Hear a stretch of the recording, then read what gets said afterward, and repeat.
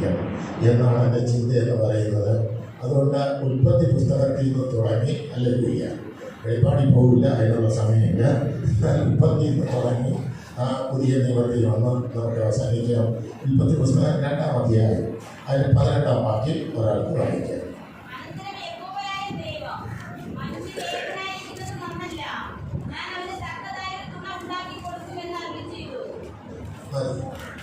ബാക്കി സംഭവം നമുക്ക് അവിടുത്തെ അറിയാം. അവൻ ദൈവം യഥാർത്ഥത്തിൽ ഉണ്ടാക്കിയത് ആരെയാണ്? ആദ്യം ആദാമിനെ ശ്രദ്ധിച്ചത്. അവൻ പുരുഷനെയാണ് ആദ്യം ദൈവം എന്ത് ചെയ്യുന്നത്? ശ്രദ്ധിക്കും. അവൻ ചിലപ്പോൾ സ്ത്രീകൾ പറയില്ല അവയാണെന്ന്, പക്ഷെ ഇല്ല. ഇവിടെ വേദപുസ്തകം വളരെ ഭംഗിയായി പറയുകയാണ് ആദ്യം ശ്രദ്ധിച്ചത് ആരെ തന്നെയാണ്? പുരുഷൻ. അവൻ ദൈവം ആദാമിനെ ശ്രദ്ധിച്ചു. എല്ലാ സൃഷ്ടികളെ നോക്കിയപ്പോൾ എല്ലാം കൊള്ളാമെന്ന് മനസ്സിലായി. അല്ലെങ്കിൽ എന്നാൽ അവസാനം ദൈവത്തിന് പുലർത്താത്തതായി തോന്നിയത് എന്ത് മാത്രം? മനുഷ്യമേഖല. നിങ്ങൾ കുറച്ച് പറഞ്ഞോളൂ, നിങ്ങൾക്ക് വേണ്ടിയുള്ള ഇവർ കേട്ട് അവർ അനുഗ്രഹം പ്രാപിച്ചുകൊണ്ടേയിരിക്കും. നിങ്ങൾ കുഴപ്പം കാണിച്ചാൽ അവർ സാറായി വീട്ടിൽ നിങ്ങളോട് ചോദിക്കും. അതുകൊണ്ട് നിങ്ങൾ കുറച്ചൊക്കെ പറയണം. ഹല്ലേലൂയ. അവൻ മനുഷ്യൻ ഏകനായിരിക്കുന്നത് നന്നല്ല എന്ന് കണ്ടിട്ട് അവനെ ഭരിക്കാൻ വേണ്ടിയൊന്നുമല്ല ഒരു സ്ത്രീയെ ദൈവം എന്ത് ചെയ്തത്? ഉണ്ടാക്കി. പല വീട്ടിലും സ്ത്രീ ഭരണമോ ഭയങ്കര. അവൻ സ്ത്രീ ഭരണം തുടങ്ങിയാൽ ആ വീട് പോക്കാം. അല്ലേ? അത് പ്രത്യേകിച്ച് മനസ്സിലാവും. സ്ത്രീകൾക്ക് ഈ ഭരണം കിട്ടിയാൽ പിന്നെ അവർ തോന്നിയതുപോലെയൊക്കെ കഴിച്ചത്. അതുകൊണ്ട് അതിനുള്ള കപ്പാസിറ്റിയിലല്ല നിങ്ങളെ ദൈവം ഉണ്ടാക്കിയിരിക്കുന്നത്. അത് സഹോദരന്മാർ തിരിച്ചറിയണം. ഹല്ലേലൂയ. കാരണം ദൈവം നിങ്ങളെ ഉണ്ടാക്കിയത് ആർക്ക് തുണയായിരിക്കാൻ? പുരുഷനൊരു തുണയായിരിക്കാൻ. അവൻ ഏകനായിരിക്കുന്നത് നന്നല്ല എന്ന് കണ്ടിട്ട് എന്നെ അന്ന് പക്ഷ മലയാളത്തിൽ പറഞ്ഞാൽ കൈ വെച്ച് കൊടുക്കാതെ ലഭിക്കുക. അപ്പോൾ അത്യാവശ്യ കാര്യങ്ങളെല്ലാം ചെയ്തു കൊടുക്കാൻ വേണ്ടി ദൈവം ശ്രദ്ധിച്ചതാണ് നിങ്ങൾ. എന്നാൽ മനസ്സിലാക്കണം, നിങ്ങൾക്ക് ആ സൃഷ്ടിയിലും കുറവൊന്നുമില്ല. അങ്ങനെ ദൈവമാക്കിയെന്ന് പറഞ്ഞാൽ നിങ്ങളാരും അങ്ങനെ വിഷമിക്കേണ്ട കാര്യമൊന്നുമില്ല. കാരണം അവിടെ പറയുന്നത്, താഴോട്ട് വരുമ്പോൾ പറയുന്നത് പുരുഷൻ്റെ ഭാര്യ എൻ്റെ അടുത്താണ് നിങ്ങളെ എന്ത് ചെയ്യുന്നത്? ശ്രദ്ധിച്ചത്. അപ്പോൾ മനുഷ്യനെ ശ്രദ്ധിക്കുമ്പോൾ തന്നെ ആ മനുഷ്യന്റെ ആരും ഉണ്ടായിരുന്നു? സ്ത്രീ ഉണ്ടായിരുന്നു. എന്നാൽ അതിനെ തിരിച്ചെടുത്ത് കൊടുത്തില്ല എന്നുള്ളൊരു കണ്ടം മാത്രമേ ഉള്ളൂ. ഞാൻ ചിലപ്പോൾ ഇങ്ങനെ പ്രസംഗിക്കുമ്പോൾ പറയും, പുരുഷനുള്ള എല്ലാ കുഴപ്പവും ആരിലും കാണും, സ്ത്രീയിലും കാണും. കാര്യം എന്താണ്? അവന്റെ ഭാര്യയുടെ അടുത്തല്ലേ സ്ത്രീയെ ഉണ്ടാക്കിയത്. അവൾ നമ്മൾ മനസ്സിലാക്കേണ്ടത്, ആ സ്ത്രീയെ ദൈവം ഉണ്ടാക്കുമ്പോൾ ആ സ്ത്രീയെ അവിടെ പല കാര്യങ്ങൾ ഉണ്ട് എങ്കിലും അതല്പം വിട്ടാണ് ഞാൻ പറഞ്ഞു പോകുന്നത്. അത് ഇത്രയും മാത്രം തൊട്ട് പറയുന്നതേ ഉള്ളൂ. എന്നാൽ ആദ്യം ദൈവം പുരുഷനെ ശ്രദ്ധിച്ചു. അടുത്ത ദൈവം അവൻ ഏകനായിരിക്കുന്നത് നന്നല്ല എന്ന് കണ്ട് അവനൊരു കൂട്ടാളിയായി സഹായമായി അവനെ പൂർണ്ണനാക്കിയത് ഒരു സ്ത്രീ ഉണ്ടാക്കി. യഥാർത്ഥത്തിൽ ഒരു സ്ത്രീയെ കൊണ്ട് ഈ പുരുഷന്റെ മുമ്പിൽ നിർത്തിയപ്പോൾ അവൻ പറഞ്ഞ വാക്കെന്താണ്? അതാ പറഞ്ഞത്, എന്തൊരു സ്നേഹം. അല്ലേ? അവിടെ പറയുന്ന കാര്യം എന്താണ്? സ്ത്രീയെ ഹല്ലേലൂയ. ആ പറയുന്ന വേറൊരു വാക്യല്ല അവിടെ പറയുന്നത്. ഇവൾ ആരാണ്? എൻ്റെ അസ്ഥിക്ക് എൻ്റെ മാംസത്തിന് മാംസമാകുന്നു. ഒറ്റ വാക്ക് പറഞ്ഞ ഇറ്റ് ഈസ് മൈ എൻ്റെതാണെന്നുള്ള ഒരു വാക്കാണ്. വേറെ ആരുടെതുമല്ല, എൻ്റേത് എന്ന് പറയുന്ന ഒരു വാക്കാണ് നമുക്കിവിടെ കാണുവാൻ കഴിയുന്നത്. അപ്പോൾ അങ്ങനെ ദൈവം ഓരോ പുരുഷനും ഓരോ സ്ത്രീയെ ദൈവം നൽകി. ഓരോരുത്തര് ഭാര്യനെ നോക്കി നടന്ന് പെടുന്ന പാടെന്ന് മാത്രമല്ല. അല്ലേ? ഈ സൂത്രം എവിടെ കിടക്കണം അറിയാം. അല്ലേ? പക്ഷേ യഥാർത്ഥത്തിൽ കണ്ടെത്തും വരെ എല്ലാം വേണ്ട വേണ്ടാന്നും അല്ലെങ്കിൽ അവർ വേണ്ടാന്നും ഇങ്ങനെ പറഞ്ഞുകൊണ്ടേ പോകും. അല്ലെങ്കിൽ അവസാനം ഒറിജിനൽ വാല്യൂവിനെ കാണുമ്പോൾ ഓക്കെ പറഞ്ഞു. ഞാനെന്നാ ഒരു കാര്യം ചോദിച്ചോട്ടെ, ഇവിടെ ക്രിസ്തീയ വിവാഹമായി നടന്നിട്ടുള്ള ആളുകളൊന്ന് കൈവക്കാമോ? കത്തോലിക്ക CS ആയാലും പെന്തിക്കോസ് ആയാലും ക്രിസ്തീയ കല്യാണമായിട്ട് നടന്നിട്ടുണ്ട്. അല്ലെങ്കിൽ അങ്ങനെ രണ്ടുപേരേ ഉള്ളൂ, ബാക്കിയുള്ളതെല്ലാം നല്ല രീതിയാണ് ക്രിസ്ത്യൻ മേഖലയാണ്. അല്ലെങ്കിൽ അപ്പോൾ അല്ലാത്തവർക്ക് വലിയ അനുഗ്രഹമാണ്. എന്നാൽ ഒരു കാര്യം അവിടെ പ്രധാനമായിട്ട് പറയുവാൻ കഴിയുന്നത്, ദൈവം യഥാർത്ഥത്തിൽ മനുഷ്യന് തുണയായി നൽകിയ ഏറ്റവും അനുഗ്രഹമാണ് സ്ത്രീ എന്ന് പറയുന്നത്. സ്ത്രീ ഇല്ലാത്തൊരു വീട് ചിന്തിക്കാൻ പറ്റില്ല. അല്ലേ? ഈ അടുത്ത കാലഘട്ടത്തിൽ 2-3 വയസ്സന്മാരൊക്കെ കൂടി വെച്ചിട്ട് സംസാരിക്കുക. ഞാൻ കേട്ട കാര്യമാണ്. ആ മരിച്ചുപോയ ആരാണെന്ന് അറിയില്ല. അപ്പോൾ പറഞ്ഞൊരു കാര്യം ഇതാണ്, ഇന്നാളുടെ ഭാര്യ മരിച്ചുപോയി. അപ്പോൾ ഇന്നാളുടെ ഭാര്യ മരിച്ചുപോയി എന്ന് പറഞ്ഞപ്പോൾ ഈ ഭൂമി ഇരുന്ന പുള്ളിക്കാരന്മാരെല്ലാം കൂടെ പറയുക, ഏതായാലും അവൻ്റെ ഭാര്യ എന്ത് കഷ്ടം എന്ന് പറയുക. എന്നിട്ട് അവർ പാസാക്കിയ കാര്യമാണ്, വേദപുസ്തകത്തിൽ പറയുന്ന കാര്യമൊന്നുമല്ല.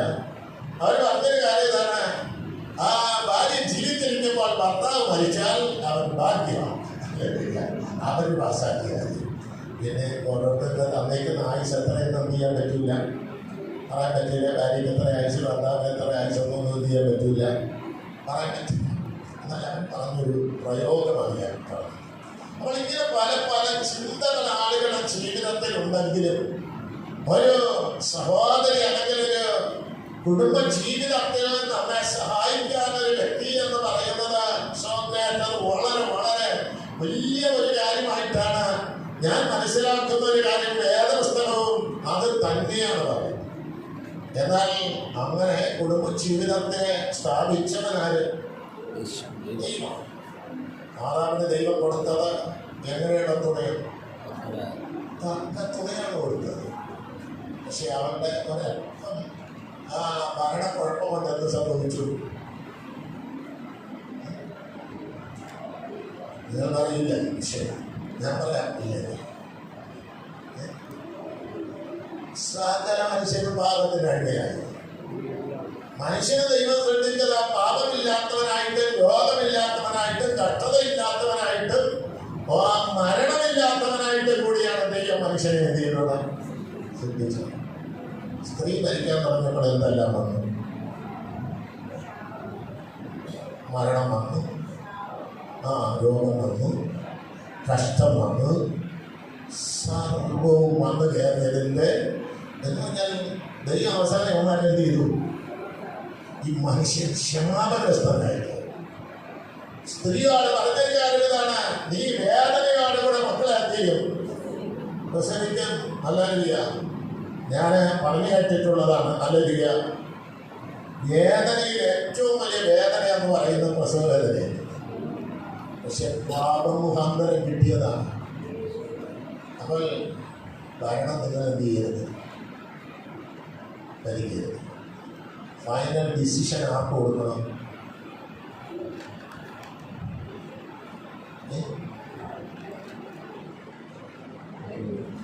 കൊടുക്കണം. അങ്ങനെ ധൈര്യം പറയാം. അവസാനത്തെ തീരുമാനം എന്ന് പറയുന്നത് നിങ്ങൾ എന്തെന്നാണോ വിളിക്കുന്നതെന്നോ എനിക്ക് അറിയില്ല. അല്ലെങ്കിൽ ചിലർ പേര് പറഞ്ഞൊക്കെ വിളിക്കും, ചിലർ വാടാ പോടാന്നൊക്കെ വിളിക്കണ കേൾക്കാറുണ്ട്. എന്ത് വിളിച്ചാലും അല്ലെങ്കിൽ അവസാനം ഡിസിഷൻ എന്ന് പറയുന്നത് അതാണ്. ഇവള് പറഞ്ഞ് കേട്ട ഉടനെ പിശാച് കുറെ മോഹന വാക്കെല്ലാം പറഞ്ഞ ഉടനെ എടുത്ത് പഴം എന്ത് ചെയ്തു? വിഴുങ്ങി അതിന് കൊടുത്തു. ആദ്യം പോയി അല്ലേ. അപ്പോൾ സഹോദരി യഥാർത്ഥത്തിൽ അവരുടേതായ നിലപാട് നന്നായി, ഭാര്യ നല്ലൊരു അമ്മയായി നല്ലൊരു സ്ത്രീയായി ഭവനത്തിൽ ഭരണം നടത്തിയാൽ ആ ഭവനം എന്തായിരിക്കും? അനുഗ്രഹമായിരിക്കും. കുടുംബം ദൈവം സ്ഥാപിച്ചത് ഒരു വഴക്കൂടാനും അടികൂടാനും വേണ്ടിയൊന്നുമല്ല. കുടുംബം ദൈവം സ്ഥാപിച്ചത് സ്വസ്ഥമായ സന്തോഷമായ അനുഗ്രഹമായി ജീവിക്കാൻ വേണ്ടിയാണ് കുടുംബത്തെ ദൈവം സ്ഥാപിച്ചത്. അതുകൊണ്ട് പ്രിയ സഹോദരിമാരെ, ആർക്കും നെഞ്ചുവേദനയോ പ്രയാസമോ ഒന്നും ചിന്തിക്കരുത്. അന്തിമ തീരുമാനം എന്ന് പറയുന്നത് എൻ്റെ ചേട്ടനാണ്. നല്ല ചേട്ടനെന്ന് ധാരാളം പേര് വിളിക്കും. അദ്ദേഹത്തിനാണ്, അല്ലെങ്കിൽ എൻ്റെ ഭർത്താവിനാണ് എന്നൊരു തീരുമാനം നിങ്ങൾ ചുമത്തുന്നുണ്ടാകുക. കൂട്ടായി നിങ്ങൾ ആലോചിക്കുക. അദ്ദേഹത്തിന് മാത്രം വിട്ടാൽ അദ്ദേഹം ചിലത് ഒന്നും ആലോചിക്കാതെ പണ്ട് പിശാചിന് മുമ്പ് അവ എടുത്ത തീരുമാനം പോലെ ഇദ്ദേഹം എടുക്കണം. അതുകൊണ്ട് നിങ്ങൾ ഹെൽപ്ഫുള്ളായിരിക്കണം. അവിടെ ഒരിക്കലും പരാജയപ്പെടരുത്. രണ്ടുപേരുടെ വരും പരിപാടികളെല്ലാം നോക്കി ഒരു തീരുമാനമെടുക്കുക. അപ്പോൾ സഹോദരന്മാരുടെ ജീവിതത്തിൽ, കുടുംബ ജീവിതത്തിനകത്ത് ഒരു വലിയ പങ്കുണ്ട് എന്നത് നിങ്ങൾ മനസ്സിലാക്കണം. അപ്പോൾ ദൈവം നമ്മെ അനുഗ്രഹിക്കപ്പെട്ട ഒരനുഭവത്തിലാണ് ദൈവം ശ്രദ്ധിച്ചിരിക്കുന്നത്. അപ്പോൾ പ്രശംസ ലഭിക്കുന്ന സ്ത്രീകളെ കുറിച്ച് വേദപുസ്തകത്തിൽ പറയുന്നുണ്ട്. അതേസമയം ഹല്ലേലൂയ നമുക്ക് മാതൃകയായ ഭാര്യയെ കുറിച്ച് പറയുന്ന തിരുവചന ഭാഗങ്ങളുണ്ട്. എന്നാൽ അതേസമയം മാതൃക അല്ലാത്ത അനുഭവത്തെ കുറിച്ചും എന്ത് ചെയ്യുന്നുണ്ട്, പറയുന്നുണ്ട്. നമ്മൾ സദൃശവാക്യങ്ങളുടെ പുസ്തകം 30-ാം അധ്യായം 10-ാം വാക്യം വായിച്ചാൽ അവിടെ പറയുന്ന ഒരു കാര്യം നമുക്കവിടെ വായിക്കാം. 31-ന്റെ 10.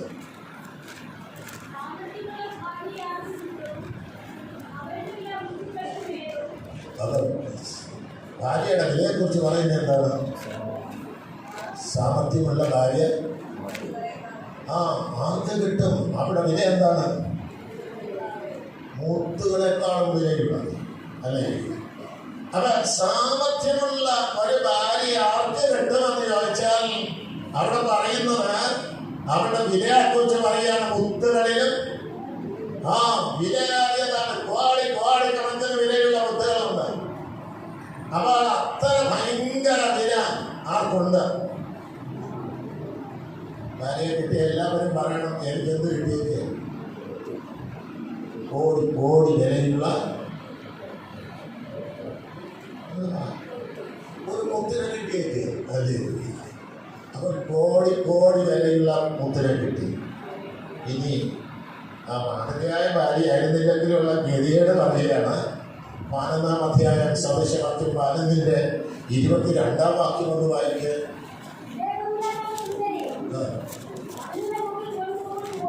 അപ്പൊ അവിടെ പറയുന്ന എന്താണെന്ന് അറിയാമോ? വിവേകമില്ലാത്ത സുന്ദരി. ആണെങ്ങനെ സുന്ദരിയാണ്, അല്ലേ? എന്നാൽ അവിടെ പറയുകയാണ് പന്നിയുടെ മൂക്കിൽ പൊന്മൂക്കുത്തി പോലെ. യഥാർത്ഥത്തിൽ പന്നിയുടെ മൂക്കിൽ ഒരു പൊന്മൂക്കുത്തി ഇട്ട് കൊടുത്താൽ പന്നി എന്ത് ചെയ്യും? ഈ പൊന്മൂക്കുത്തിയാണ് ഈ കിടക്കണമെന്ന് നോക്കുമോ? ഇല്ല. പന്നി എവിടെയെല്ലാം ചെറു മൂക്കിട്ടിരിക്കും, നമുക്കറിയാലോ, അല്ലേ? എല്ലാ മാലിന്യങ്ങളും ഇളക്കി മറിക്കുന്ന ഒരാളാണ്, നല്ല രീതിയ. അപ്പോൾ ആ ഒരു അനുഭവത്തിലേക്ക് പോകും. അപ്പോൾ ഭാര്യയുടെ വിലയെക്കുറിച്ച് പറയുന്ന മുത്തുകളിലും വളരെ വലുതാണ്. എന്നാൽ നിങ്ങൾക്ക് വിവേകമില്ലാതായി പോയാൽ നിങ്ങളുടെ വിലയെക്കുറിച്ച് നിങ്ങൾ എന്ത് ചെയ്യണം? അറിയണം. വിവേകമില്ലാതായി പോയാൽ പന്നിയുടെ മൂക്കിലെ പൊന്മൂക്കുത്തി പോലെയാണ്. എന്നാൽ നമ്മൾ ഈ സദൃശവാക്യം 31-ന്റെ 10 നമ്മൾ വായിച്ച് താഴോട്ട് വായിക്കുമ്പോൾ അവിടെ പറയുന്ന ഭാഗമുണ്ട്. വായിച്ചാട്ടെ.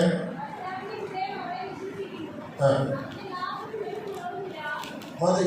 അവൾ അനുഗ്രഹിക്കപ്പെട്ട ഒരു മാതൃകയുള്ള ഒരു ഭാര്യ ലഭിച്ചാൽ അവിടെ പറയുകയാണ് അവൻ എന്തുണ്ട്?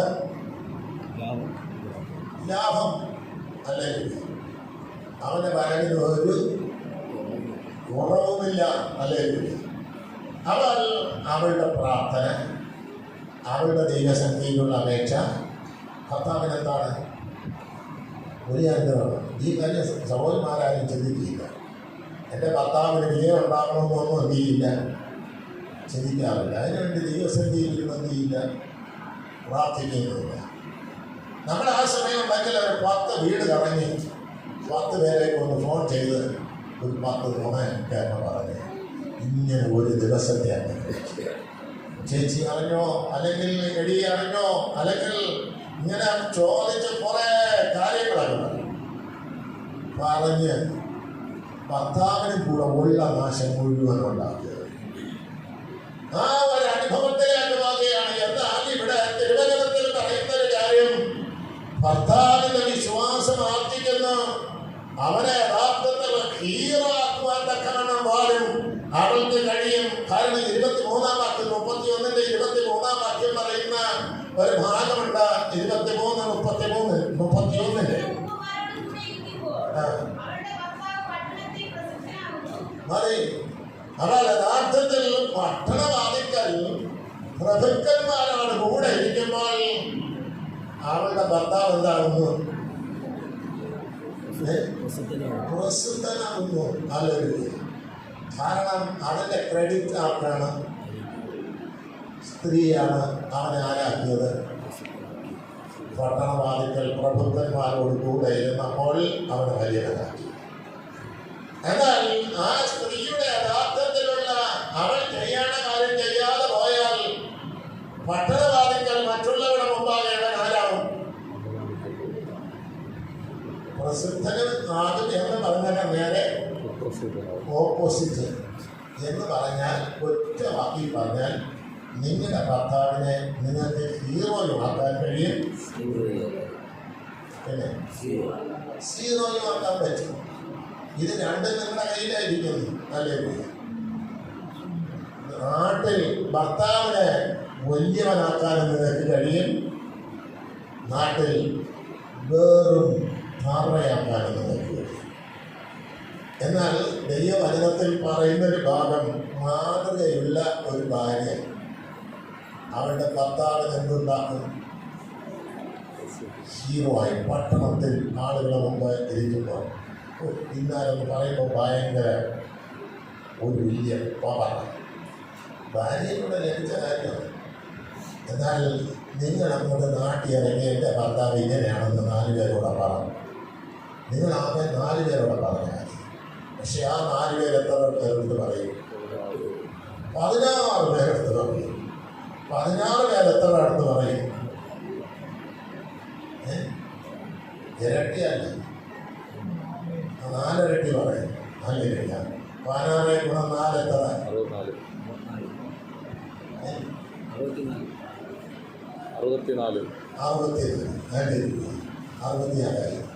വാസ്തവം പറഞ്ഞാൽ ഒറ്റ ദിവസം കൊണ്ട് നാട് മുഴുവനായി എൻ്റെ ഭർത്താവിൻ്റെ.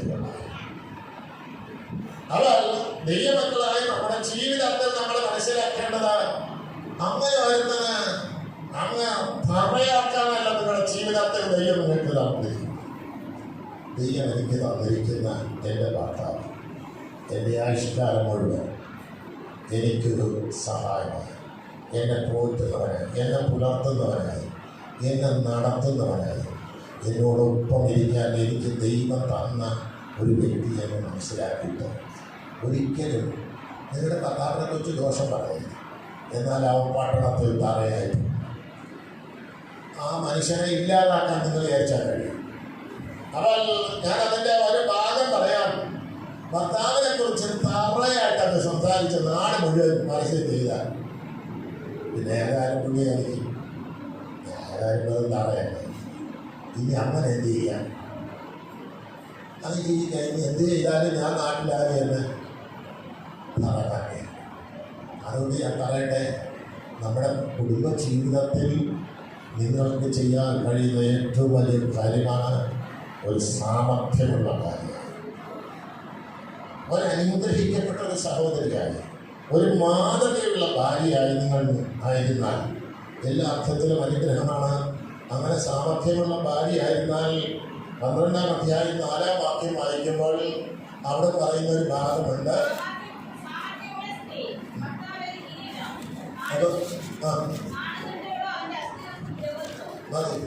അപ്പോൾ അവിടെ പറയുന്ന ഒരു കാര്യം ഇതാണ്, സാമർഥ്യമുള്ള സ്ത്രീ ഭർത്താവിന് ഒരു കിരീടമാണ്. നല്ലൊരു ഞാൻ ഒരു വലിയ രാജാവിന് കിരീടമൊക്കെ വച്ചേക്കുന്നത് പോലെ, അല്ലെങ്കിൽ ഭാര്യ അടുത്ത തലയിലെ കിരീടമായിട്ട് വെക്കുന്നതല്ല. അവനൊരു കിരീടം പോലെ എല്ലായ്പ്പോഴും ഈ സഹോദരി അവനൊരു അനുഗ്രഹമായിരിക്കും. അപ്പോൾ ഇവിടെ പറയുന്ന ആ വാക്ക് അങ്ങനെയാണ്, സാമർത്ഥ്യമുള്ള സ്ത്രീ ഭർത്താവിനൊരു കിരീടം. അടുത്ത് പറയുന്നത് എന്താണ്? നാണം കെട്ടവളോ. അതെന്നെ സംഭവിക്കുക, അവൻ്റെ അസ്ഥിക്കല്ല ദ്രവത്വം അല്ലെങ്കിൽ അവിടെ ചുമ്മാ എന്തെങ്കിലും ചുമ്മാ പറഞ്ഞുകൊണ്ടിരുന്നാൽ മതി. ഇതിനൊരു സ്വസ്ഥതയില്ലാതെ വരും, അറിയാതെ തന്നെ കാര്യം. പിന്നെ അതുമല്ല, പിന്നെ അവൻ്റെ അസ്ഥിയല്ല എന്താ ഇന്ത്യയെത്തും ദ്രവത്വത്തിലേക്ക് പോകും. ഞാൻ പിന്നെ വേറെ ഭാഗം കൂടെ പറഞ്ഞുതരാം. ഈ സ്ത്രീകളുണ്ടാക്കുന്ന വഴക്കം ആടിയും ഒക്കെ ഭയങ്കരം. എനിക്ക് അടുത്തറിയാവുന്ന ഒരു കുടുംബം യഥാർത്ഥത്തിൽ ഓരോ സംഭവം നടന്നില്ല. എന്നാൽ ഈ സഹോദരിക്ക് തോന്നില്ല അവന് 2 അടി കൊടുക്കും എന്ന് മനസ്സിലാക്കിയിട്ട് ഭർത്താവ് വീട്ടിൽ വന്നപ്പോൾ അയാൾ നല്ലൊരു അഭ്യാസമാണ്, അല്ലേ? നല്ല ആരോഗ്യമുള്ള നല്ല വില്ലനായ ഒരു മനുഷ്യൻ. ഞങ്ങളുടെ നാട്ടിൽ എല്ലാം സംഭവിച്ച കാര്യമാണ്. അജിതയ്ക്കറിയാം ആ കുടുംബം ചിലപ്പോൾ നാശനം പറയുന്നത്. അപ്പോൾ അവിടെ ഭാര്യ ഏരിച്ചു. ഏതായാലും ഇന്ന് മറ്റൊമാർക്ക് 2 അടി വാങ്ങിച്ചു. ഭർത്താവ് വീട്ടിൽ വന്നോടൻ ആദ്യം അയാൾ വീട്ടിൽ കയറിയോടൻ ആദ്യം പറഞ്ഞ കാര്യം, നമ്മുടെ മോനുണ്ടല്ല ശിംശോന്റെ നെഞ്ചിൽ അവന്മാരെല്ലാം കൂടെ തേങ്ങ എടുത്ത് എറിഞ്ഞ് പൊട്ടിച്ചത്. അതുകൊണ്ട് ഭർത്താക്കന്മാരൊക്കെ ഇവരുടെ നെഞ്ച് പാറയൊന്നും അല്ല എന്നുള്ളത് ആദ്യം നിങ്ങൾ എന്ത് ചെയ്യണം, മനസ്സിലാക്കണം. ഈ പറയണ കാര്യം എന്താണെന്ന് തോന്നുന്നു നല്ല പോലെ ഗ്രഹിക്കണം. ഇത് കേൾക്കാത്തതാണ്. ഈ മനുഷ്യൻ ചോദിക്കാൻ വേണ്ടി പോയി. അവരും വലിയ വില്ലന്മാർ, ഇവരും വില്ലന്മാർ. പക്ഷേ സംഭവം ഈ സ്ത്രീയുടെ ഒറ്റ വാക്കുകൊണ്ട് അവനവന്മാരെല്ലാം കൂടെ എടുത്ത് സൂപ്പാക്കി അവൻ്റെ അസ്ഥി അടിച്ചു വെച്ചു, അല്ലേ? അപ്പോൾ സാമർത്ഥ്യമുള്ള ഭാര്യ ഭർത്താവിനൊരു കിരീടമാണെങ്കിൽ നാണം കെട്ടപ്പോൾ അവൻ്റെ അസ്ഥിക്ക് എന്താണ്? അവൻ്റെ അസ്ഥിക്ക് ദ്രവത്വമാണ്, അല്ലേ? അതുകൊണ്ട് നിങ്ങളുടെ ജീവിതത്തെ നിങ്ങൾ വളരെ കാര്യമായി മനസ്സിലാക്കേണ്ട ഒരു കാര്യമാണ്. ഒരു പ്രശ്നം ഉണ്ടാക്കി ആരെയും അടി വായിച്ച് പിടിക്കാൻ നിങ്ങളുടെ ഭർത്താവിൻ്റെ ഇടയാക്കരുത്. ഭർത്താവിനെ സൂക്ഷിക്കേണ്ട കാര്യം നിങ്ങളുടെ കടപ്പാടാണ്. നിങ്ങൾ അദ്ദേഹം സൂക്ഷിക്കുമെങ്കിൽ നിങ്ങൾ ഭർത്താവിനെയും സൂക്ഷിക്കണം, അല്ലേ? അപ്പോൾ ഭർത്താവിൻ്റെ അസ്ഥിക്ക് എന്തുണ്ടാക്കരുത്? ദ്രവത്വം ഉണ്ടാക്കരുത്. അതുപോലെ 12-ാം അധ്യായം 4-ന്റെ 2-ാം ഭാഗം അതാണ് വായിച്ചത്, അല്ലേ? അതുപോലെ 14-ാം അധ്യായത്തിലേക്ക് നമ്മൾ വരാം. 14-ന്റെ 1-ാം വാക്യം.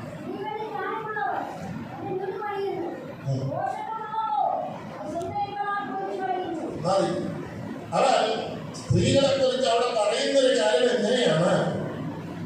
വീട് പണിയുന്നവളാണ്. വീട് പണിയണമെങ്കിൽ ആര് വേണം?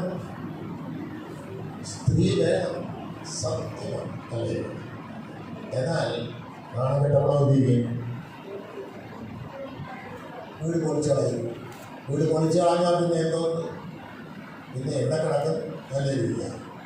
അപ്പോൾ പണിയാനും നിങ്ങൾക്ക് കഴിയും, എന്ത് ചെയ്യാനും കഴിയും? പൊളിക്കാനും കഴിയും. എന്നാൽ നിങ്ങൾ പൊളിക്കുന്നവരാകരുത്, വീടല്ലേന്ന് പണിയണം. അത് ഏറ്റവും പ്രധാനപ്പെട്ട കാര്യമാണ്. എന്നാൽ മാതൃകയല്ലാത്ത സ്ത്രീകളെ കുറിച്ച് ഭാര്യമാരെ കുറിച്ച് പറയുന്ന കാര്യമാണ്. മാതൃകയല്ലാത്ത ഭാര്യമാരെ കുറിച്ച് പറയുന്ന കാര്യം 19-ാം അധ്യായം അതിന്റെ 13-ന്റെ 2-ാം ഭാഗം 13 വായിച്ചാൽ മതി.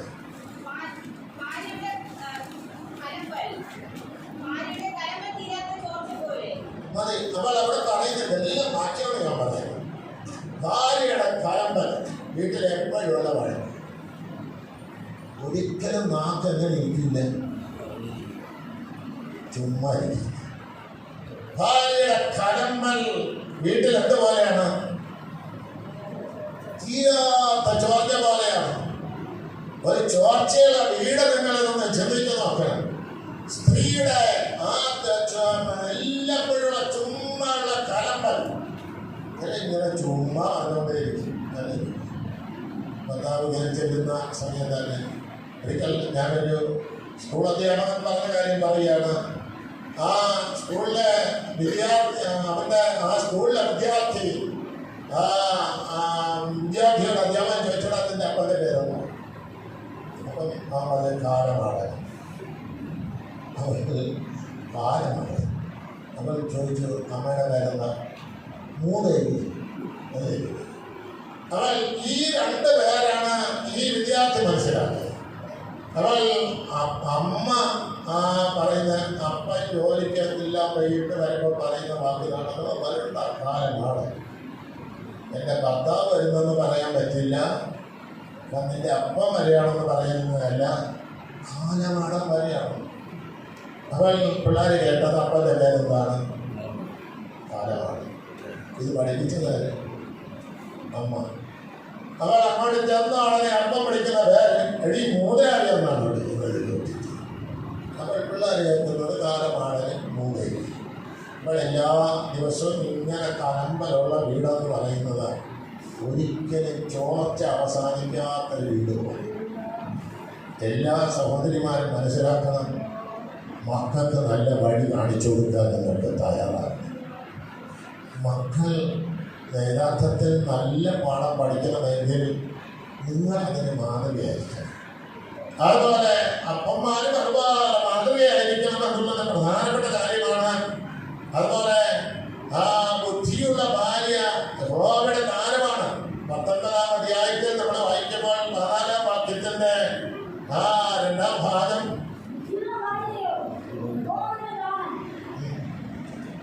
അപ്പോൾ അവിടെ പറയുകയാണ് ബുദ്ധിയുള്ള ഭാര്യ എന്ന് പറയുന്നത് യഹോവയുടെ ദാനം. ദൈവങ്ങൾ മനസ്സിലാക്കണം, സഹോദരന്മാർ മനസ്സിലാക്കണം. നാളെ ബുദ്ധിയുള്ള ഒരു കുഴപ്പവും വീട്ടിൽ പ്രശ്നം ഒന്നുമില്ലാത്ത, നമ്മളോട് ഒരിക്കലും വഴക്കൂടാത്ത നല്ലൊരു ഭാര്യയെ തന്നേക്കുന്നതിന് നിങ്ങൾ എന്ത് ചെയ്യണം? കൂടെ ഒരു ശ്രോതം പ്രാർത്ഥന എന്ന് പറഞ്ഞാൽ നല്ലൊരു ദാനത്തെ എനിക്ക് ദൈവം ചെയ്തു തന്നു. ഹല്ലേലൂയ. ആ ബുദ്ധിയുള്ള ഭാര്യയെ കുറിച്ച് അവിടെ പറയാണ് യഹോവയുടെ ദാനമാണ്. ഹല്ലേലൂയ. അപ്പോൾ ഒരുവന് ഭാര്യ ലഭിച്ചാൽ മനസ്സിലാക്കണം, ഇത് എനിക്ക് ദൈവം തന്നിരിക്കുന്ന എന്താണ്? ഒരു ദാനമാണ്. ഹല്ലേലൂയ. അപ്പോൾ ബുദ്ധിയുള്ള ഭാര്യ ഒരു പുരുഷന് ദാനമാണ്. എന്നാൽ നമ്മൾ 21-ാം അധ്യായത്തിന്റെ 9-ാം വാക്യം വായിക്കൂ.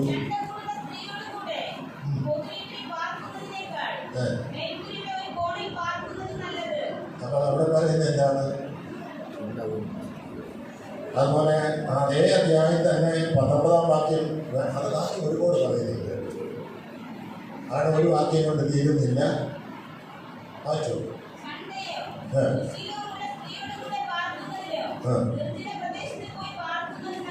ഒന്ന് ആദ്യം പറയുന്നത് ചണ്ട കൂടുന്ന സ്ത്രീയോടുകൂടെ പാർക്കുന്നതിനേക്കാളും വീട്ടിൻ്റെ പുരപ്പുറത്ത് കയറി പാർക്കുന്നതാണ് നല്ലത്. രണ്ടാമത് പറയുന്നത് ചണ്ടയും ദുശ്ശീലവുമുള്ള സ്ത്രീയോടുകൂടെ പാർക്കുന്നതിനേക്കാളും നിർജ്ജന പ്രദേശത്ത് വല്ല വിളയിൽ പോയി കിടന്ന് ഉറങ്ങുന്നതാണ് നല്ലതെന്ന്. നിർജ്ജന പ്രദേശത്ത് ആരുമില്ലാത്തടത്ത് എന്ന് ഉറങ്ങുന്നതാണ് നല്ലതെന്ന്. 25-ന്റെ 24-ാം വാക്യം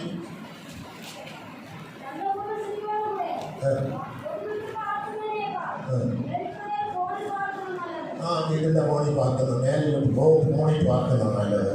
27-ന്റെ 15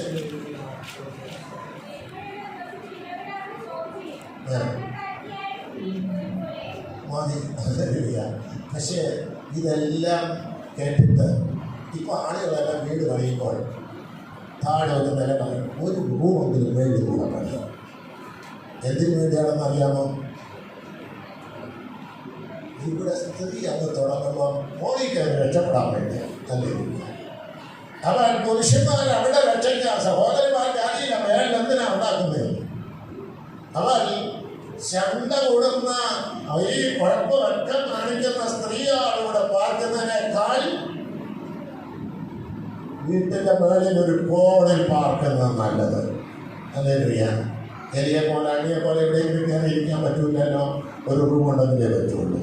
അതിന് മേളിലൊരു റൂം കൂടെ ഉണ്ടാക്കുന്നു. പക്ഷേ ഇത്തരത്തിൽ വലിയ കുഴപ്പമുണ്ടെങ്കിൽ മേളിൽ റൂം കൂടെ ഉണ്ടാക്കി സ്വസ്ഥമായിട്ട് ഉറങ്ങാൻ ഇടയായി തീരണം. എന്നാൽ സഹോദരിമാരോട് ഒരിക്കലും കാല് പിടിച്ചുള്ള അപേക്ഷയുണ്ട്. ഇവർ ഒരു കാരണവശാലും മേടിക്കരുത്. ഹല്ലേലൂയ. കൂടെ തന്നെ കിടക്കണം. ഹല്ലേലൂയ. കൂടെ തന്നെ വസിക്കണം. ആ ഒരു ഗതികാണ് നമ്മൾ ഉണ്ടാക്കാൻ ഇടയാകുന്നത്. ഹല്ലേലൂയ. അപ്പൊ സഹോദരിമാരുടെ ജീവിതത്തിൽ ഒരു വലിയ കാര്യങ്ങൾ, നല്ല കാര്യങ്ങൾ പറയും. ഹല്ലേലൂയ. പക്ഷെ ഇപ്പം കൂടെ കിടക്കാനോ അല്ലെങ്കിൽ കൂടെ വസിക്കാൻ പോലും തയ്യാറല്ലാത്ത അനുഭവങ്ങളാണ് സഹോദരിമാരിൽ സംഭവിച്ചുകൊണ്ടിരിക്കുന്നത്. പ്രിയപ്പെട്ടവരെ, കല്യാണം കെട്ട് നടത്തുമ്പോൾ പറയുന്നൊരു വാക്കിതാണ്, മരണത്താലല്ലാതെ നിങ്ങൾ എന്ത് ചെയ്യരുത്, വേർപിരിയരുത്. ഹല്ലേലൂയ. അപ്പോൾ ഈ ക്രിസ്തീയ വിവാഹത്തിൽ ഈ കൈപിടിച്ചു കൊടുത്ത് പറയുന്ന ഉഭയസമ്മതം പലപ്പോഴും ആരും ശ്രദ്ധിക്കാറില്ല. അവരും ശ്രദ്ധിക്കാറില്ല. ഹല്ലേലൂയ. പറഞ്ഞു കൊടുക്കുന്ന ഈ കെട്ടൊക്കെ തീരട്ടെ. ഹല്ലേലൂയ. അതുകൊണ്ട് പറഞ്ഞു കൊടുക്കുന്നതിന് അതുപോലെ ഹല്ലേലൂയ എന്ന് പറയും. എന്നാൽ അവിടെ പറയുന്ന വാക്കുകളാണ് സുഖത്തിലും ദുഃഖത്തിലും സമ്പത്തിലും ദാരിദ്ര്യത്തിലും നന്മയിലും തിന്മയിലും മരണം നിങ്ങളെ തമ്മിൽ വേർതിരിക്കുന്നത് വരെ ഈ ബന്ധത്തിൽ നിന്ന് എന്ത് ചെയ്യാൻ പാടില്ല, ഒഴിഞ്ഞിരിക്കാൻ പാടില്ല എന്ന് അവരുടെ പിതാവിൻ്റെയും പുത്രൻ്റെയും പരിശുദ്ധാത്മാവിൻ്റെയും നാമത്തിൽ എന്ത് ചെയ്യാണ്, വാഗ്ദത്തം ചെയ്യുകയാണ്. അവൻ്റെ മുഖത്തോട്ട് നോക്കി വാഗ്ദത്തം ചെയ്യുകയാണ്. അവനും അതുപോലെ അവരുടെ മുഖത്തോട്ട് നോക്കി എന്ത് ചെയ്യാണ്, വാഗ്ദത്തം ചെയ്യുകയാണ്. അപ്പൊ നമ്മുടെ ജീവിതത്തിൽ മനസ്സിലാക്കണം, ദൈവമുമ്പാകെ ചെയ്യുന്ന ഒരു വലിയ പ്രതിജ്ഞയാണ്, ഒരു വലിയ പ്രധാനപ്പെട്ട ഒരു ഉപയാസമ്മതമാണ് നമ്മൾ ചെയ്യുന്നത്. ഹല്ലേലൂയ. ചില പുരുഷന്മാരുകൊണ്ട് ഭാര്യയാണ് കടങ്ങിയിരിക്കുന്നത്. എവിടെയെങ്കിലും കിടന്നോ, അല്ലേ, ചോറ് വേണ്ട ഒരു സാധനം കാട്ടായി പറഞ്ഞിട്ട് പോയി കിടന്നുറങ്ങുന്ന സഹോദരന്മാരെ. പ്രിയപ്പെട്ടവരെ, അങ്ങനെ ചെയ്താൽ ഹല്ലേലൂയ നമ്മൾ നമ്മളെ കാര്യം പിടിച്ചു കൊടുത്ത് ദൈവസന്ധി പറഞ്ഞ ഉടമ്പടി നമ്മൾ എന്ത് ചെയ്യാണ്, ലംഘിക്കുക. ഒരു സ്റ്റേഷനിൽ അടുത്ത് ചെന്നിട്ട് പരീക്ഷന്മാർ ചോദിച്ചു, ഏതെങ്കിലും കാരണം പറഞ്ഞ് ഭാര്യ ഉപേക്ഷിക്കാമെന്ന് ചോദിച്ചപ്പം യേശു പറഞ്ഞു, ദൈവം യോജിപ്പിച്ചതിനെ മനുഷ്യൻ വേർതിരിക്കരുത്. മത്തായി സുവിശേഷം 19-ാം അധ്യായം. അപ്പൊ ദൈവം യോജിപ്പിച്ചതിനെ മനുഷ്യൻ വേർതിരിക്കരുത് എന്ന യേശുവ ഉത്തരം പറയുവാനിടയായിത്തീരും. കഴിയുമെങ്കിൽ ഇത്തിരി പ്രായമായാൽ അല്ലെങ്കിൽ ഭാര്യയും ഭർത്താവും കൂടെ ഒരുമിച്ച് ചോറ് ചെയ്യുന്നത് നല്ലതാണ്. ആദ്യമൊക്കെ ഭയങ്കര സ്നേഹം. അല്ലെങ്കിൽ കല്യാണം കഴിഞ്ഞ് ചെല്ലുന്ന ദിവസമൊക്കെ ഈ ബൈബിളിൽ അതിന് ഉദാഹരണം പറഞ്ഞിട്ടുണ്ട്. ആദ്യ സ്നേഹം അവസാനത്തോളം മുറുകെ പിടിക്കണം. ആദ്യമൊക്കെ കല്യാണം കഴിഞ്ഞ് വന്നപ്പോൾ പറയുന്നത്, ചേട്ടൻ വന്നാലേ ഞാൻ എന്ത് ചെയ്യുള്ളൂ, ചോറ് തിന്നു. അതിന് അത് കാത്തിരിക്കുക. ഹല്ലേലൂയ. അപ്പോൾ സ്നേഹം അല്പച്ച എന്ത് ചെയ്യാൻ തുടങ്ങി, വലിയ സൗകര്യമാണോ, വരട്ടെ, തിന്നു, അല്ലെങ്കിൽ എങ്ങനെ കുഴപ്പമൊന്നും അതിന് വിഷന്നാൽ കഴിക്കണം എന്ന് പറയുന്ന കൂട്ടത്തിലാണ്. പക്ഷേ ആദ്യ സ്നേഹത്തെയാണ് അവസാനം. ഭാര്യ രോഗിയായി പോയാലും നിങ്ങളുടെ സ്നേഹത്തിൽ എന്ത് വരേണ്ടത്, കുറവ്.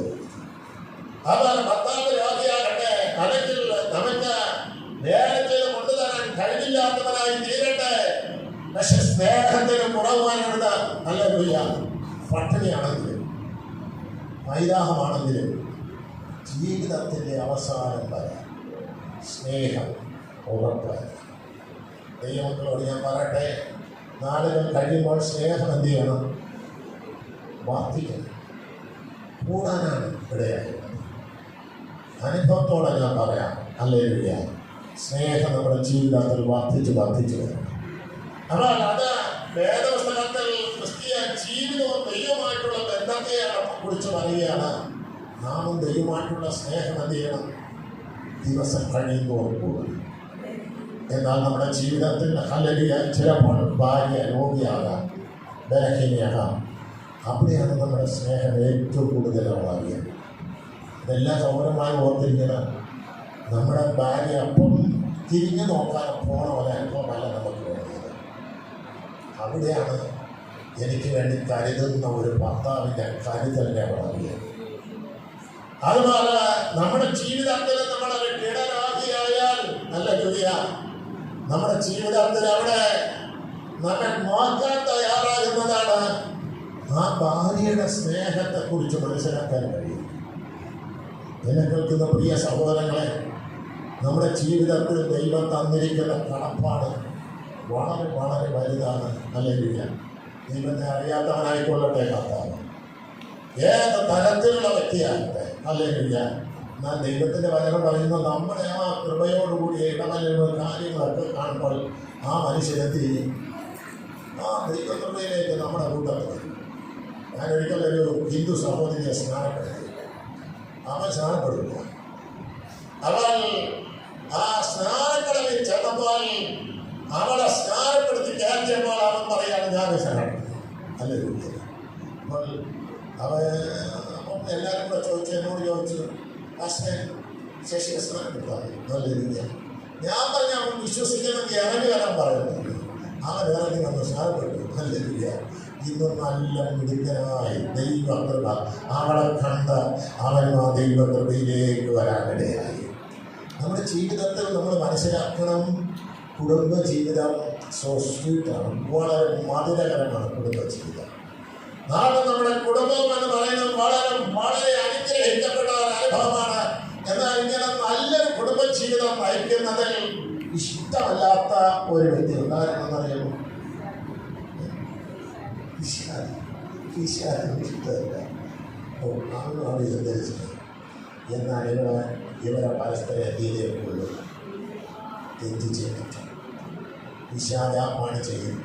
സഹോദരിമാർ മനസ്സിലാക്കിക്കൊണ്ട് കർത്താവിനോടൊന്ന് ചൂടാവാൻ തോന്നിയാൽ അപ്പം മനസ്സിലാക്കണം ഞാൻ ആരാണിപ്പോൾ. എന്നിലിപ്പോൾ ദൈവം എല്ലാം നിൽക്കുന്നതാണ്. ഞാനത് അർത്ഥത്തിലൊരു വിശാല. അപ്പോൾ ചെയ്യേണ്ടത് കർത്താവിനെയല്ല ശാസിക്കേണ്ടത്, നമ്മളെ തന്നെ ശാസിക്കണം. യേശുവിന്റെ നാമത്തിൽ പിശാചെന്ന് പറഞ്ഞാൽ നമ്മളെ തന്നെ ഒന്ന് ശാസിക്കാൻ പറ്റും.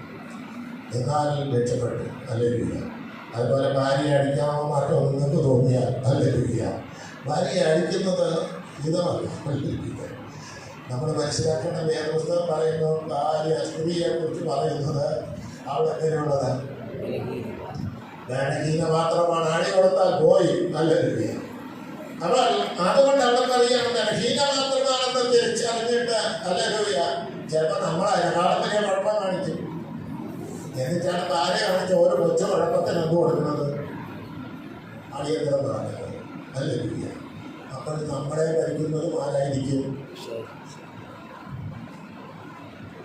പിശാച്. അതെ. അതുകൊണ്ട് വേദപുസ്തകത്തിൽ പറയുന്നത് പിശാചിന് നിങ്ങൾ എന്ത് ചെയ്യരുത്? ഇടം കൊടുക്കരുത്. അപ്പൊ ജീവിതത്തിൽ നമ്മൾ മനസ്സിലാക്കണം. ഹല്ലേലൂയ. ബദ്ധാർത്ഥമാരെ കുഴപ്പം പറഞ്ഞ് നടക്കുന്ന അനേകാലുകളെ എനിക്കറിയാം. ഹല്ലേലൂയ. നിങ്ങൾ മനസ്സിലാക്കണം, വിദ്യാഭ്യാസം ഇല്ലാത്തവരല്ല, ഉന്നത വിദ്യാഭ്യാസമുള്ള ഒരു സഹോദരൻ കഴിഞ്ഞ ആഴ്ച വന്ന് എൻ്റെ അടുത്ത് കാല് പിടിച്ച് പറഞ്ഞു, പക്ഷേ എൻ്റെ ഭാര്യയെ നമ്മൾ ഒന്നിപ്പിക്കും. നല്ല ഉന്നത വിദ്യാഭ്യാസമുള്ളവരല്ല, പക്ഷേ നല്ല പെന്തക്കോസ്തുകാരുമാണ്. പക്ഷേ പിശാചുള്ള കുടുംബത്തെ പരാജയം. ഞാൻ പറഞ്ഞു, പ്രാർത്ഥിക്കുക, നിങ്ങളുടെ ജീവിതത്തെ പണിയാൻ ദൈവത്തിന് കഴിയും. പ്രിയപ്പെട്ടവരോട് ഞാൻ പറയട്ടെ, കുടുംബത്തിനകത്ത് ഒരിക്കലും ഭാര്യയും ഭർത്താവും തമ്മിൽ വഴക്കൂടില്ല. നിങ്ങളുടെ മക്കൾക്കൊരു മാതൃകയായിരിക്കും. നിങ്ങളുടെ മക്കൾക്കൊരു മാതൃകയായിരുന്നാൽ അവരെ കുടുംബജീവിതത്തിൽ മക്കൾ അതുപോലെ ജീവിക്കും. നിങ്ങൾ വീട്ടിനകത്ത് ഭർത്താവിനെ തെറി വിളിക്കുമെങ്കിൽ ഓള് കാണുന്നത് എങ്ങനെയാണെന്ന് അറിയാമോ? ഭർത്താവിനെ തെറി വിളിക്കുന്നവൻ തന്നെയാണ് എൻ്റെ അമ്മ. അപ്പോൾ അവൾ വിചാരിച്ചിരിക്കുന്നത് ദേഷ്യം വരുമ്പോൾ അവളെ ഭർത്താവിനെ തെറി വിളിക്കാം. അപ്പോൾ നിങ്ങളുടെ മക്കളെ, നിങ്ങളുടെ മോളെ കശാപ്പ് ചെയ്യുന്നത് ആരാണോ? ഈ വരുന്നവൻ എടുക്കാനാണെങ്കിൽ അവനെ നമുക്കറിയാൻ പറ്റില്ല. അവൻ എന്ത് ചെയ്യും? അവനെ തെറി വിളിച്ചാൽ അവൻ കൊടുക്കുന്ന അടിയിൽ നമ്മൾ തന്നെ മുമ്പ് കിടന്ന് എന്ത് ചെയ്യണം? കാണണം. അതുകൊണ്ട് രണ്ടുപേരിൽ കൂടെ പിശാച് കയറിയാൽ പിന്നെ ആ കുടുംബം യുദ്ധം കാണാം. അവൾ രണ്ടുപേരുടെ മേലും പിശാചിന്റെ പ്രവൃത്തി അങ്ങോട്ട് കയറിയാൽ പിന്നെ ആ വീട് യുദ്ധക്കളം. അല്ലല്ല, ഒരാൾ ഇവിടെ വചനത്തിൽ നമ്മൾ വായിച്ചതുപോലെ മേളിൽ കയറി, ഒരാൾ താഴെ. അല്ലേ? പ്രിയപ്പെട്ടവരെ, കുടുംബജീവിതത്തെ പരാജയപ്പെടുത്തരുത്. ദൈവം സ്ഥാപിച്ചതാണ് കുടുംബം. പിശാചിനെ പൊളിക്കാൻ ശ്രമിച്ചത്. ദൈവം കുടുംബജീവിതത്തെ സ്ഥാപിച്ചത് വേദനയില്ലാത്ത, കഷ്ടതയില്ലാത്ത, ബുദ്ധിമുട്ടില്ലാത്ത, പ്രയാസമില്ലാത്ത സുന്ദരമായ ഒരു നല്ല ഏദൻ തോട്ടം ഉണ്ടാക്കിക്കൊടുത്ത് മരണം പോലും ഇല്ലാത്ത സമൃദ്ധിയുടെ അനുഭവത്തിലാണ് ദൈവം കുടുംബം സ്ഥാപിച്ച് മനുഷ്യനാക്കിയത്. പക്ഷെ ആ കുടുംബത്തെ പൊളിച്ചത് പിശാചാണ്. അതുകൊണ്ട് നമ്മുടെ ജീവിതത്തിൽ ദൈവമക്കളായ നമ്മൾ നമ്മുടെ ഡ്യൂട്ടീസ് നന്നായി മനസ്സിലാക്കി, ഹല്ലേലൂയ, അത് നന്നായി ചെയ്യുകയാണെങ്കിൽ, ഹല്ലേലൂയ, പൊളിക്കേണ്ടി വരില്ല. നമ്മുടെ കുടുംബങ്ങളെ പണിയാൻ പറ്റും. ഇന്ന് പകൽക്കാലം ഞാൻ പറയട്ടെ, കുടുംബത്തിൽ ഭർത്താവ് അധ്വാനിച്ചു കൊണ്ടുവരുന്നവരാണ്, പക്ഷെ കുടുംബത്തെ പണിയുന്നത് നിങ്ങളാണ്. യഥാർത്ഥത്തിൽ തിരുവചനം പറയുന്ന ഒരു കാഴ്ചയുടെ കപ്പൽ പോലെയാണ്. ഇതിന് ഒത്തിരി വാക്യങ്ങളുണ്ട് പറയാൻ. എന്നാൽ അവസാനം പറഞ്ഞ് ഞാൻ അവസാനിപ്പിക്കട്ടെ. 1 പത്രോസിന്റെ ലേഖനം 3-ാം അധ്യായം 1 മുതൽ 7 വരെയുള്ള വാക്യങ്ങൾ നിങ്ങൾ വായിച്ചോളാം വീട്ടിൽ പോയിട്ട്. എന്നാൽ ഹല്ലേലൂയ, എഫേസ്യർ 5-ന്റെ 22-ാം വാക്യം മാത്രം നിങ്ങളൊന്ന് വായിക്കുക.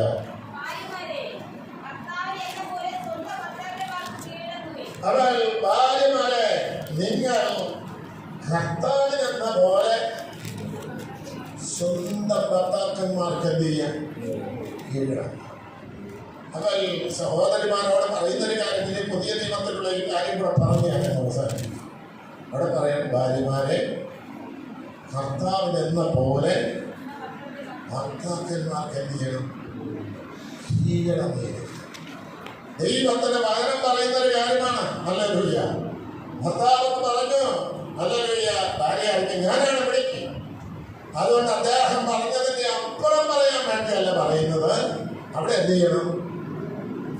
അവിടെയാണ് ദൈവകൃപ നമുക്ക് വേണ്ടിയത്. നമ്മളവിടെ എന്ത് ചെയ്യാൻ? കീഴടങ്ങി. അവൾ ഭർത്താവ് എന്ത് പറഞ്ഞാലും അത് അംഗീകരിക്കാനുള്ളൊരു മനസ്സ് ഉണ്ടാകണം. അവിടെ പറയണം, കർത്താവിനെന്ന പോലെ. കർത്താവിനോട് ആരെങ്കിലും കയറി എതിർക്കൂ? ദൈവത്തോട് ആരെങ്കിലും കയറി എതിർക്കൂ? എന്നാൽ അവിടെ പറയാണ്, കർത്താവിനെന്ന പോലെ. ആ സ്ഥാനത്ത് ദൈവം നിങ്ങൾക്ക് തന്നിരിക്കുന്നതാണ് നിങ്ങളുടെ ഭർത്താവ്. ആ സ്ഥാനത്ത് തന്നിരിക്കുന്ന ആ മനുഷ്യന് അതിൻ്റെതായ വില നിങ്ങൾ കൊടുക്കുവാൻ ഇടയാക്കിരണം. നമ്മൾ അവിടെ പറയാണ്, കർത്താവിനെന്ന പോലെ ആ സ്വന്തം ഭർത്താക്കന്മാർക്ക് എന്ത് ചെയ്യാം? കീഴടങ്ങിയിരിക്കുക. ഹല്ലേലൂയ. 23-ാം വാക്യത്തിൽ പറയുന്നു, ഭർത്താവിനെ ഒരു തലയായി അംഗീകരിക്കുക. ഹല്ലേലൂയ. അതുപോലെ 24-ാം വാക്യത്തിലേക്ക് വരുമ്പോൾ ഭർത്താക്കന്മാർക്ക് സകലത്തിലും എന്ത് ചെയ്യുക? കീഴടങ്ങിയിരിക്കുക. ഇത്രയും കാര്യം സംഭവിച്ചാറുണ്ടല്ലോ കുടുംബത്തിൽ വഴക്കില്ല. പക്ഷെ ഈ കാര്യങ്ങൾ സംഭവിക്കാത്തത് കൊണ്ടാണ് ഹല്ലേലൂയ പ്രശ്നം മുഴുവൻ. എന്നാൽ അവിടെ 32-ാം വാക്യത്തിൽ ഭാര്യ ഭർത്താവിനെ എന്ത് ചെയ്യണം? ബഹുമാനിക്കണമെന്ന് കൂടെ അവിടെ പറയുന്നുണ്ട്. അപ്പോൾ ഈ കാര്യങ്ങൾ ഇത്രയും ചെയ്തു കഴിഞ്ഞാൽ കുടുംബത്തിന് ഒരു പ്രശ്നം ഉണ്ടാവില്ല. പക്ഷെ ഈ കാര്യം നടക്കാതെ പോയാൽ പിശാച് നിങ്ങളെ കൊണ്ടാടും. കാരണം ദൈവത്തിന്റെ വചനം ഇതാ പറയുന്നത്, കർത്താവിനെന്ന പോലെ ഭർത്താക്കന്മാർക്ക് എന്ത് ചെയ്യണം? കീഴടങ്ങണം. ഭാര്യയുടെ തലയായി ഭർത്താവിനെ എന്ത് ചെയ്യണം? അംഗീകരിക്കണം. അത് പല ജോലിമാർക്കും പറ്റില്ല. ഹല്ലേലൂയ. ഞാനാണ് വലിയവൻ വീട്ടില്. ഹല്ലേലൂയ. നിൽക്കുന്ന നിലയൊക്കെയാണ് ഞാനാണ് വലിയവനെന്ന് പറഞ്ഞു. ഇത് ഞാൻ കഴിഞ്ഞ ആഴ്ച പറഞ്ഞില്ലേ, ആ ഓലത്താധികാരിയായ സ്ത്രീയെ കുറിച്ച്. ഭർത്താവ് കൂലിപ്പണിക്കാരനാണ്, പക്ഷെ ആ സ്ത്രീ അറിയപ്പെടുന്ന ഉന്നത ഉദ്യോഗസ്ഥയാണ്. പക്ഷെ ആ കൂലിപ്പണിക്കാരന് കൊടുത്തിട്ടുള്ള വില എത്ര വലുത്. അവരുടെ മക്കൾ അനുഗ്രഹിക്കപ്പെടും. പ്രിയപ്പെട്ട സഹോദരങ്ങളെ, അങ്ങനെ നമ്മൾ നമ്മുടെ തലമുറകളുടെ മുമ്പാകെ മാറുകയായിരിക്കണം. ഭർത്താക്കന്മാർക്ക് സകലത്തിലും കീഴടങ്ങിയിരിക്കാൻ. ഭാര്യയുടെ ശബ്ദം വീട്ടിൽ കേൾക്കണ്ട. കാര്യം വല്ലതുണ്ടെങ്കിൽ രഹസ്യമായിട്ട് ചെന്ന് എന്ത് ചെയ്യാൻ പറ ഭർത്താവിനോട്. ഇങ്ങനെ പോലെയാണ് അച്ചായാന്നോ ചേട്ടാന്നോ എന്ത് വിളിക്കുന്നോ നിങ്ങൾ ആ ഭാഷയിൽ പറ, നമ്മുടെ കാര്യം ഇന്നതുപോലെയാണെന്നൊന്ന് പറഞ്ഞ് അവിടെ കീഴടങ്ങിയിരിക്കുക, ഭർത്താവിനെ ബഹുമാനിക്കുക. അല്ലെങ്കിൽ ചില സ്ത്രീകൾ ഭർത്താവ് ജോലി കഴിഞ്ഞ് കയറി വന്നാൽ ഞാൻ കണ്ടിട്ടുള്ളൊരു കാര്യമുണ്ട്, കാലൊട്ട് എന്ത് ചെയ്യുന്നു ഇരിക്കുക. ഭർത്താവ് കൂലിപ്പണിക്കാരനപ്പോൾ വീട്ടിൽ വന്ന് കയറി എവിടെ പോവുക. എന്നാൽ ആ കൂലിപ്പണിക്കാരൻ എന്തോ ആയിക്കോട്ടെ, ഭർത്താവ് വീട്ടിലോട്ട് കയറി വരുമ്പോൾ ഒന്ന് എണീറ്റ് അവനെ ബഹുമാനിച്ച് വെള്ളം വേണോ എന്ന് ചോദിച്ച് ഒരു ഗ്ലാസ് വെള്ളം കൊടുത്താൽ ഈ കണ്ട പാടെ കിടന്ന് അധ്വാനിച്ച് അത്രയും കൊണ്ടുവരുന്ന ഈ പുള്ളിയല്ലേ ജീവിതത്തിൽ കഠിനാധ്വാനം ചെയ്തല്ലേ മനുഷ്യൻ ജീവിക്കുന്നത്. കയറി വരുമ്പോൾ ഒരു ഗ്ലാസ് വെള്ളം വേണോ എന്ന് ചോദിക്കുന്നത് വല്ല കുറവുള്ള കാര്യമുള്ളൂ?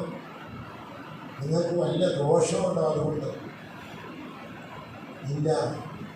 ഈ നിന്ന് പിന്നെ ബിരിയാണി എന്ന് പറഞ്ഞാൽ ബിരിയാണി, കുഴിമന്തി എന്ന് പറഞ്ഞാൽ കുഴിമന്തി, ഇപ്പോൾ ഒരുപാട് മന്തിയുണ്ട്.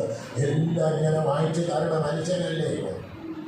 പക്ഷേ ആ മനുഷ്യൻ കയറി വരുമ്പോൾ നിങ്ങളുടെ പൈസയാണോ? അല്ലല്ലോ, ഈ മനുഷ്യനിൽ നിന്ന് കഷ്ടപ്പെടുന്ന പൈസയല്ലേ.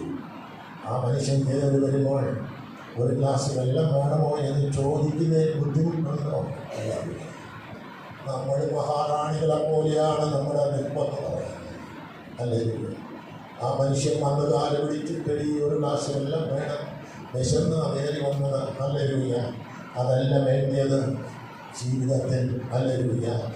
നമ്മൾ അവരെ ബഹുമാനിച്ച് അവർക്ക് വേണ്ടുന്ന കാര്യം ചെയ്യുവാൻ നമ്മുടെ ജീവിതത്തിൽ ഇടയായിത്തീരണം. എന്നതുകൊണ്ട് നിങ്ങളെ വീട്ടിൽ അടിമയായി തീരുകയല്ല, നിങ്ങളെ വീട്ടിൽ റാണിയായി മാറ്റണം. ആ മനുഷ്യൻ കാണുന്നത് നിങ്ങളെ വീട്ടിൽ അവർ അടിമയായിട്ടല്ല. പിന്നെ ഭർത്താവിനെ ബഹുമാനിച്ചില്ലെങ്കിൽ ആ വീട്ടിൽ നിങ്ങളെ ഭർത്താവ് കാണുന്ന വെറും താഴെയായിട്ടാണ്. അതിൽ വേറെ കാര്യമൊന്നുമില്ല. കാരണം ഭർത്താവിനെ ബഹുമാനിച്ച് ഈ കാര്യങ്ങളൊക്കെ ചെയ്യാൻ നിങ്ങൾ തയ്യാറായില്ലെങ്കിൽ നിങ്ങൾ വീട്ടിൽ താഴെയായി പോകും. അല്ലെങ്കിൽ എന്നാൽ നിങ്ങൾക്ക് ബഹുമാനം ഉണ്ടാവണമെന്നും ഈ കാര്യങ്ങളെല്ലാം സംഭവിക്കും. ഇതെല്ലാം അതുപോലെ നിവർത്തിക്കപ്പെടാനിടയായിത്തീരണം. പക്ഷേ ഞാൻ ഇത്രയും പറഞ്ഞ് അവസാനിപ്പിക്കാൻ അല്പസമയം മുന്നോട്ട് പോയെന്നാണ് ഞാൻ എൻ്റെ വാക്കുകളെല്ലാം അവസാനിപ്പിക്കുകയാണ്. ഇതിന് പ്രസംഗിച്ചാൽ ഒരുപാട് വാക്കുകളുണ്ട്. സ്ത്രീകളെന്ന് വെച്ചാൽ കണ്ടമാനം വാക്കുകളുണ്ട്. 4 കൽപ്പനയെ പറഞ്ഞിട്ടുള്ളെങ്കിലും വേറെ പുസ്തകത്തിലെ കണ്ടമാനം വാക്യം നിങ്ങൾക്ക് എന്ന് പറഞ്ഞാൽ നിങ്ങൾ നേരെയായാൽ സകലതും നേരെയായി. അതുകൊണ്ട് ആ വീട് പോലും നേരെയാവും. ഹല്ലേലൂയ. ചില വീടുകളിൽ കയറി ചെന്നാലുള്ള പ്രാർത്ഥന ചെയ്യുമ്പോൾ ഹല്ലേലൂയ ഒന്ന് തൂന്ന് പോലും ഇടത്തില്ല. ഹല്ലേലൂയ. നമ്മൾ അതിൻ്റെ ഇടയിലാണ് കയറിച്ചത്. എൻ്റെ വീട് പലപ്പോഴും തൂക്കാതെ കിടക്കും. അത് വീട്ടിലാളില്ലാത്ത ഹല്ലേലൂയ. എന്നാൽ ഞാൻ പറയട്ടെ, ഹല്ലേലൂയ, ചിലപ്പോൾ ഈ സഹോദരിമാരൊക്കെ അവിടെ എന്തെങ്കിലും പരിപാടി നടക്കുമ്പോൾ വീടെല്ലാം മൊത്തം ചെയ്യും അങ്ങനെ തോന്നും. അതിൽ മനസ്സിലാക്കുന്നത് അവരുടെ വീട് എത്ര ക്ലീനായിട്ട് സൂക്ഷിക്കുന്നു എന്ന്. അവർ നമ്മുടെ വീട്ടിൽ കയറി ചെല്ലുമ്പോൾ അറിയാം. ഹല്ലേലൂയ. വീട്ടുകാർക്കുള്ള ഹല്ലേലൂയ. ചിലതൊന്നുമില്ല, ഒരു പരിപാടിയുമില്ല. ഹല്ലേലൂയ. ചിലർ വീട്ടിൽ നിൽക്കുന്ന വേഷം കണ്ടാൽ പോലും ഒരു വലിയ ഗതികെട്ട രീതിയാണ്. എന്നാൽ പ്രിയപ്പെട്ടവരോട് ഞാൻ പറയട്ടെ, ദൈവസന്നിധിയിൽ നിങ്ങൾ നല്ലവരായിരിക്കണം. ഭാര്യയുടെ ജീവിതത്തിലെ അനുഭവം, സ്ത്രീയുടെ അനുഭവം വളരെ പ്രധാനപ്പെട്ടതാണെന്ന് നിങ്ങൾ മനസ്സിലാക്കണം. കുടുംബത്തിനകത്തുള്ള നിങ്ങളുടെ പങ്കെന്ന് പറയുന്ന ഒരു വലുതാണ്. നിങ്ങൾ വീട്ടിൻ്റെ റാണിയാണ്. നിങ്ങൾ റാണിയായാൽ പിന്നെ ഇദ്ദേഹം രാജാവുമോ?